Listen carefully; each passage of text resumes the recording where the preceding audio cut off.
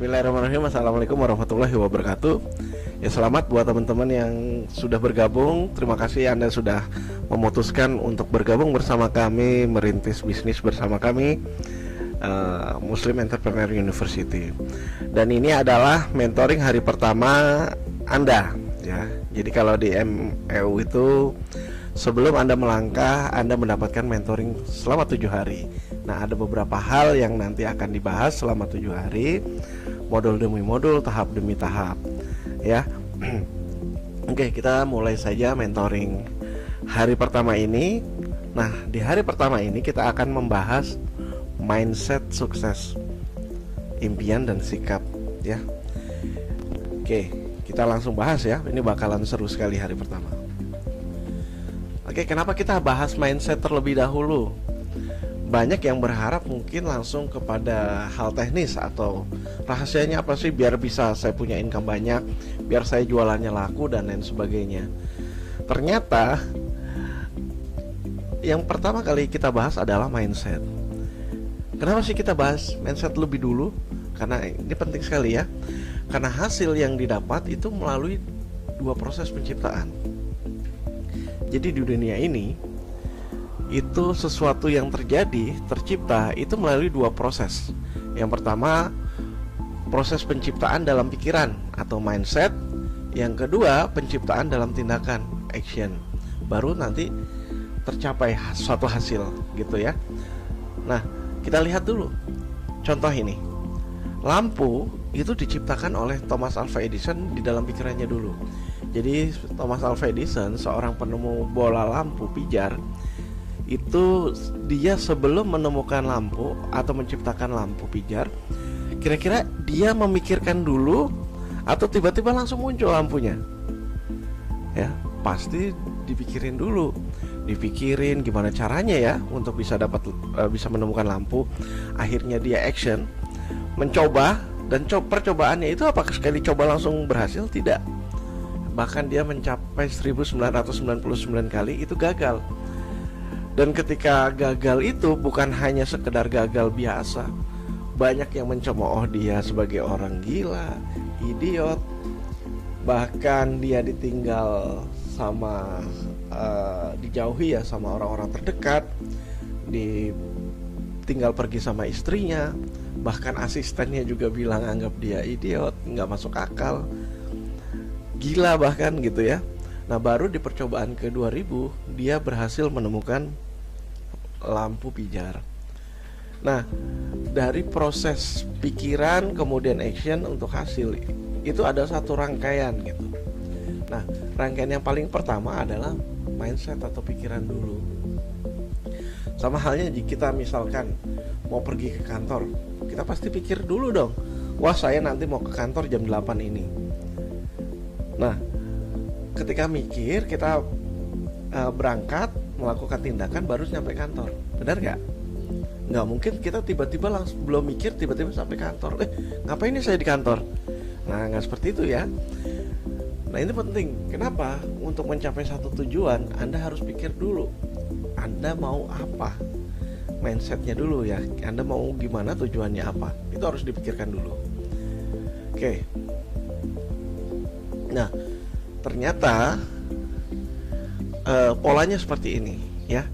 Ini satu pola yang dirumuskan orang-orang berhasil. Salah satu orang terkenal yang berkata seperti ini adalah Margaret Thatcher, mantan Perdana Menteri wanita Inggris yang sangat ternama. Beliau mengatakan bahwa hati-hati terhadap pikiran, karena pikiran itu akan menjadi nanti takdir atau nasib gitu ya. Oke. Pikiran itu akan menjadi ucapan. Ucapan biasanya akan jadi tindakan. Tindakan akan jadi kebiasaan. Kebiasaan akan jadi karakter. Oke, ini kebalik ya. Jadi harusnya karakter dulu baru nasib. Jadi kebiasaan akan jadi karakter, karakter akan menjadi nasib. Ya. Jadi nasib kita itu ditentukan oleh pikiran. Maka hati-hatilah dengan pikiran ya.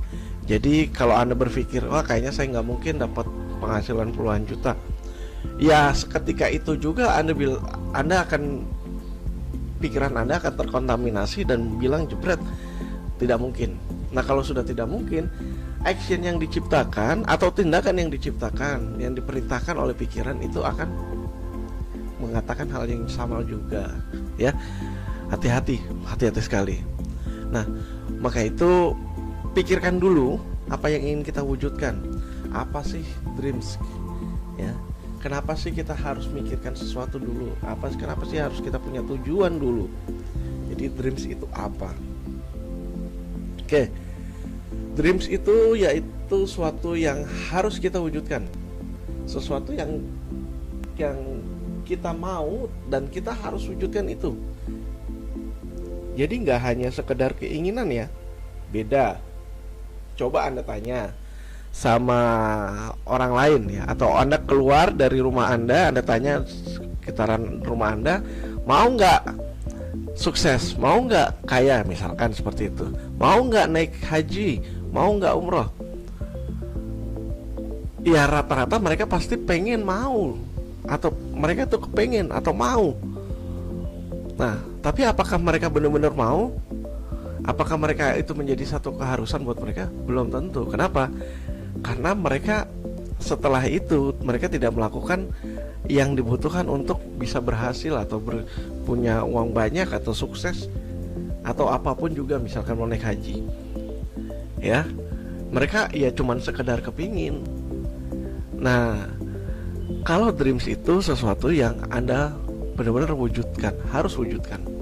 Contoh nih ya, dalam satu hari Anda berlari memutar lapangan sepak bola, dan itu posisinya adalah siang jam 12 sampai jam 1, udah panas sekali. Anda berlari muterin lapangan sepak bola sebanyak 3 kali. Capek dong, pasti panas banget. Nah, ketika Anda selesai berlari, apa sih yang Anda impikan? Misalkan, apakah Anda berpikir, wah saya pengen makan ayam geprek, wah saya pengen makan pizza gitu? Atau Anda ketika selesai lari ditawarin burger yang enak gitu, Anda kepengen itu enggak? Enggak kan? Kenapa? Karena di saat itu makanan yang enak-enak jadi enggak kepengen Anda. Kenapa? Karena bukan itu yang Anda butuhkan. Yang Anda butuhkan saat itu ada, dan Anda ingin wujudkan adalah Anda pengen minum air yang dingin, yang segar gitu. Nah, itulah dreams. Dreams itu sesuatu yang Anda butuh, ingin wujudkan, ya. Maka itu cari tahu apa impian Anda. Cari apa sih yang benar-benar Anda butuh untuk wujudkan segera. Misalkan 2 tahun ke depan, 5 tahun ke depan, bukan cuma sekedar kepingin. Kalau Anda bilang, wah saya harus punya penghasilan di atas 10 juta, Anda pasti tahu alasannya kenapa harus punya penghasilan seperti itu. Tapi kalau misalkan ditanya balik, kalau nggak tercapai gimana? Ya nggak apa-apa sih, 5 juta aja. Artinya 10 juta itu bukan impian Anda gitu. Cari tahu dulu apa sih yang Anda impikan. Ada pepatah bilang, menemukan impian ini jauh lebih sulit ketimbang mewujudkannya. Kenapa? Orang kalau udah tahu apa yang dia butuhkan, ingin mewujudkan, itu lebih mudah mengejarnya. Maka cari tahu benar-benar apa yang Anda ingin wujudkan, apa yang Anda butuhkan, dan kenapa sih Anda harus wajib mencapainya. Ini harus ada alasannya. Contoh, kenapa saya harus punya income di atas 10 juta sebulan. Misal, saya harus memenuhi kebutuhan keluarga. Anak saya nggak akan bisa sekolah yang baik jika penghasilannya kurang dari situ. Kemudian anak saya harus dapat yang terbaik selama masa pertumbuhannya. Atau saya pengen beli rumah sehingga income saya harus besar setiap bulannya. Seperti itu ya. Atau Anda kepengen beli mobil mereknya X, harganya sekian. Kenapa Anda pengen beli mobil itu? Karena keluarga saya besar, jadi kemana-mana harus butuh mobil gitu. Soalnya udah capek, udah males banget kehujanan. Misal seperti itu. Nah kemudian jangan lupa, kalau nggak mencapainya apa resikonya? Nah ini Anda harus tahu juga. Kalau saya nggak capai itu, resikonya apa? Kalau Anda bilang ya nggak apa-apa sih, kalau nggak kecapai juga, berarti itu sekali lagi itu bukan impian, itu cuman keinginan. Kalau Anda udah mikirin resiko, berarti nggak mau tahu saya harus wujudkan. Anda istilahnya sampai nggak bisa nih, saya harus wujudkan. Nah itulah dreams ya. Anda butuh mencapai itu ya. Dan pencapaian besar di dunia ini semua berawal dari impian, dari niat, dari keinginan yang harus diwujudkan ya. Oke. Kenapa sih kok bahasnya pertama impian, atau kenapa sih butuh dreams di keagenan ini? Anda mungkin bertanya-tanya ya, orang pengen jualan aja kok butuh dreams segala gitu. Oke, begini teman-teman, program ini nggak ada bos. Alasannya ada dua ya. Pertama, program ini tidak punya bos. Saya dan Muslim Entrepreneur University ataupun tim leader Anda itu bukan bos buat Anda, melainkan kami adalah partner. Karena partner itu nggak punya saya nggak bisa mensanksi Anda misalkan kalau nggak jualan. Saya juga nggak bisa memaksa Anda untuk berjualan, harus ikut perjualan produk BU. Enggak. Bosnya siapa? Impian Anda gitu. Bosnya siapa? Ya impian Anda. Yang memaksa Anda untuk bergerak, berjualan, terus maju adalah impian Anda gitu. Ya, ini sekali lagi saya nggak bisa memaksa Anda. Yang bisa memaksa adalah dreams Anda. Kenapa? Karena nggak ada bos. Mudah sekali orang berhenti menjalankan program ini. Mudah sekali orang berganti, meninggalkan program ini, berganti dengan program yang lain. Karena sekali lagi ini tidak punya bos. Yang kedua, program ini murah dan tanpa risiko. Kebayang nggak? Anda mendaftar program ini itu sangat murah. Sangat murah sekali. 100.000 modal yang bisnis apa sih modal 100.000? Kalaupun ada, berapa sih income-nya, potensinya? Nggak terlalu banyak juga ya. Tapi coba bayangkan kalau Anda punya bisnis modalnya di atas 100 juta atau miliaran, Anda saya pikir nggak perlu impian. Kenapa? Karena Anda pasti akan bilang, saya harus berhasil. Kalau enggak, bisa-bisa modal saya hilang atau rugi atau bangkrut. Nah, sedangkan program ini, alah 100.000 mah nggak ada risiko, ya udah nggak jalan nggak apa-apa gitu. Nah, banyak yang seperti itu ya. Maka bisnis ini butuh impian atau program ini. Untuk berhasil, Anda harus wajib memiliki impian gitu. Nah, besar kecil pencapaian itu tergantung impian Anda. Ini penting ya. 90% keberhasilan ditentukan impian dan sikap. Ini penting sekali. Kita wajib tahu itu. Ya. Jadi sekarang misalkan teman-teman, misalkan Anda yang sudah bergabung lebih awal, sudah sekian lama, misalkan 1 tahun bergabung, hampir 2 tahun misalkan gabung, Anda belum mencapai apa-apa, coba cek, mungkin saja masalahnya di impian. Anda tidak benar-benar serius, mungkin ada yang hanya sekedar pengen belajar dan lain sebagainya. Ingat, apa yang kita pikirkan, apa yang kita tujukan, itu yang akan kita dapat. Kalau Anda bergabung ini hanya sekedar belajar, ya Anda cuman mendapat pembelajarannya. Tapi kalau Anda ingin ketika masuk ke sini, Anda ingin benar-benar mengubah kehidupan Anda ingin bisa menjadi penjual yang baik dan berjualan lebih banyak lagi, insya Allah itu juga yang akan Anda dapatkan. Makanya hati-hati dengan pikiran, impian Anda. Nah, silakan tentukan dreams Anda. Cara menentukannya gimana? Buat detail ya. Silakan buat detail. Kalau Anda ingin rumah, misalkan Anda pengen beli rumah, ya kira-kira Anda rumah itu harganya berapa, di mana Anda mau belinya, tipenya berapa, misalkan besarnya berapa, detail ya. Mobil juga gitu, mobilnya apa, harganya berapa, mereknya apa. Misalkan Anda mau naik haji umroh, naik hajinya kapan, biayanya berapa, umrohnya kapan, sama siapa, naiknya harganya berapa. Kemudian kapan waktu capainya? Nah, harus kasih time limit. Kalau nggak kasih waktu, Anda nggak semangat juga. Kapan nih? Misalkan 2 tahun ke depan, atau misalkan 2021 saya harus bisa beli mobil. Saya misalkan harus bisa naik haji, atau bisa umroh, atau saya bisa harus punya 100 anak asuh misalkan. Dan Anda harus tahu kenapa Anda butuh mencapainya. Tulis alasannya. Dan hal 1, 2, 3 Anda kumpulkan, Anda buat dalam bentuk Dreambooks ya. Buat dan tulis dalam sebuah buku impian. Dikumpulkan, cari gambarnya, tentukan kapan waktunya, detailnya ditulis, dan alasan kenapa harus mencapainya. Buat dalam sebuah buku album begitu, Dreambook, dan bawa ke atas sejadah dan minta sama Allah untuk diberikan energi dan kemudahan untuk mencapainya ya. Ini cara mewujudkannya. Oke, ini ada beberapa contoh Dreambook ya. Anda bisa buat seperti ini, silakan.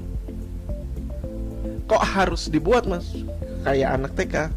Boleh percaya atau tidak, saya mendapat pembelajaran ini sejak 2003. Dan sejak saat itu Dreambook adalah bukan lagi sekedar cuman pengen begini-begini. Percaya atau tidak, memang tidak semua yang saya tuliskan kemudian saya gambarkan di Dreambook itu terwujud ya. Tidak semua, tapi 70-80% itu terwujud ya. Kalaupun misalkan ada yang nggak terwujud, misalkan saya pengen ke luar negeri, tadinya ke Australia, ternyata saya mencapainya pertama kali misalkan ke Thailand. Saya pengen beli jam merek ini harganya sekian, nggak capek, ternyata jam mereknya yang lain. Nggak beda-beda jauh gitu. Nah, kenapa? Karena kalau tanpa tujuan Anda nggak akan kemana-mana ya. Ya orang yang punya tujuan aja bisa meleset, apalagi yang nggak punya tujuan. Harus pahami itu ya. Coba Anda buat Dreambooks ya. Sekali lagi saya nggak memaksa, tapi ingat, apa yang jadi tujuan Anda itulah yang membuat Anda bergerak. Nah, setelah Anda punya Dreambook, yang kedua adalah namanya sikap atau attitude. Sikap ini menentukan apakah impian bisa terwujud atau tidak ya. Dalam perjalanan mewujudkan impian itu ada tantangan, ada hambatan, ada masalah, ada rintangan ya. Nah, sikap ini membuat perbedaan antara pemenang dan orang biasa. Sikap adalah respon seseorang terhadap suatu kejadian. Sikap yang diperlukan tentu aja sikap positif ya. Sikap positif ini respon yang positif ya terhadap kejadian apapun. Contoh, ada 2 orang sales, si A dan B, diutus untuk survei lokasi di Afrika untuk bangun pabrik sepatu. Kita tahu Afrika adalah salah satu daerah yang tertinggal di dunia ini ya. Nah, si A bilang setelah survei selama 2 minggu, A bilang nggak potensial karena di sana nggak ada orang yang pakai sepatu. Jadi siapa yang mau dijualin?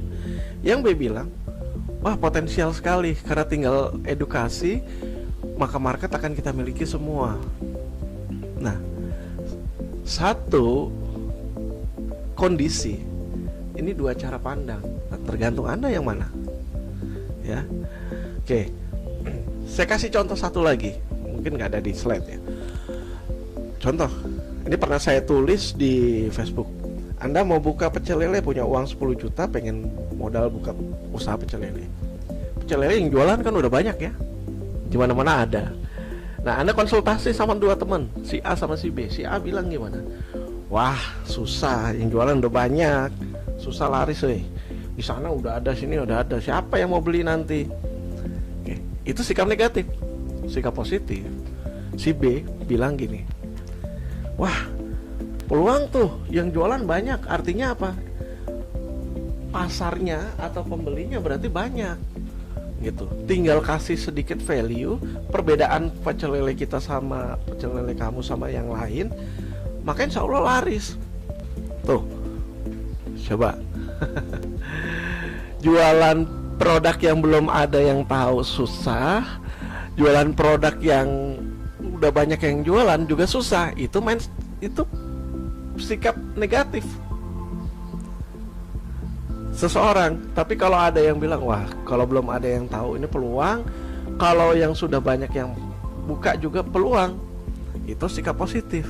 Tergantung teman-teman mau lihat, teman-teman mau anggap misalkan bisnis edukasi ini susah jualannya. Ya teman-teman, berarti sikapnya negatif. Kalau Anda bilang, wah ini peluang nih.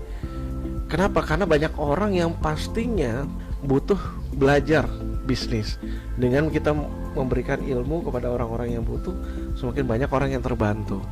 Insya Allah semakin banyak yang terbantu, semakin besar rezeki kita. Itu positif, ya. Oke, sikap positif ini ada beberapa. Pertama, sikap positif terhadap diri sendiri. Sikap positif diri sendiri, jangan mengandalkan saya kan bukan anak turunannya siapa, saya mah gaptek, saya kan udah tua, saya mah masih terlalu muda, saya mah hidungnya bengkok ke kiri, saya mah begini, saya mah begitu, saya mah rambutnya keriting. Itu negatif, hilangkan. Siapapun Anda, kita dilahirkan sama sebagai khalifah di muka bumi yang bisa punya potensi kesuksesan yang sama, ya. Mau A, si B, si C, kalau dia makan nasi, kalau dia menghirup udara yang sama, minum air yang sama dengan kita, artinya peluang yang sama juga sama diri kita. Seperti itu. Kalau saya bisa, Anda juga bisa. Tinggal apa yang dia lakukan, orang berhasil lakukan, kita lakukan, insya Allah kita akan berhasil. Oke, yang pertama itu sikap positif terhadap diri sendiri. Sikap positif terhadap orang lain, ya. Orang lain, prospek, calon pembeli, target market itu positifin aja. Oh dia belum beli sekarang, mungkin bulan depan dia akan beli. Oh dia misalkan kok nggak jadi beli sih, kamu PHP. Jangan begitu, sikapi positif. Mungkin dia ada sedang kebutuhan mendadak, mungkin suatu saat dia akan tetap beli, ya. Atau sikap positif terhadap orang lain, misalkan kepada mentor Anda, ya. Wah kok mentor saya kok gini ya, kok gitu ya, kok gini. Percayalah, seorang mentor tidak ingin anak didiknya itu dapat hasil yang buruk. Pengen Anda semua berkembang maju. Cuma kadang si anak didik belum bisa melihat seperti apa yang bisa dilihat si mentor, ya. Kemudian sikap positif terhadap kegagalan. Wah saya udah jualan, posting 2 kali 3 kali nggak ada yang beli. Oh saya udah sebulan nggak kemana-mana, bisnisnya begini-begini aja. Oh kayaknya saya emang nggak bakat deh. Oh saya nggak cocok deh. Saya begini, segala macam, ya. Itu sikap positif negatif terhadap kegagalan. Anda menilai diri Anda bahwa Anda tidak cocok, tidak bakat, tidak apa, segala macam, gagal pokoknya. Nah, kalau kegagalan sebenarnya itu kita bisa sikapi bahwa kegagalan adalah satu pembelajaran yang harus kita lihat. Kita evaluasi di mana kok kita bisa gagal. Baru setelah itu kita akan tahu, oh ini yang harus diperbaiki, perbaiki, sehingga kegagalan justru akan jadi pembelajaran, akan jadi lompatan yang bagus buat Anda, gitu. Oke, impian dan sikap menentukan 90% sukses Anda. Skill, kemampuan, hal teknis hanya 10%. Banyak orang nggak kemana-mana, banyak orang hidupnya begitu-begitu aja, banyak orang nggak kemana-mana hidupnya begitu-begitu aja, biasa-biasa saja, karena mereka tidak punya impian yang jelas dan tidak tahu impian mereka apa, dan tidak punya sikap positif. Mereka selalu melihat sesuatu dengan sudut pandang negatif, mereka selalu melihatnya sesuatu yang jelek, maka mereka tidak akan kemana-mana, ya. Punya tujuan, memiliki impian, dan punya sikap positif, insya Allah 90% kesuksesan sudah Anda raih. Oke, gitu. Sampai jumpa di mentoring kedua. Terima kasih. Assalamualaikum warahmatullahi wabarakatuh.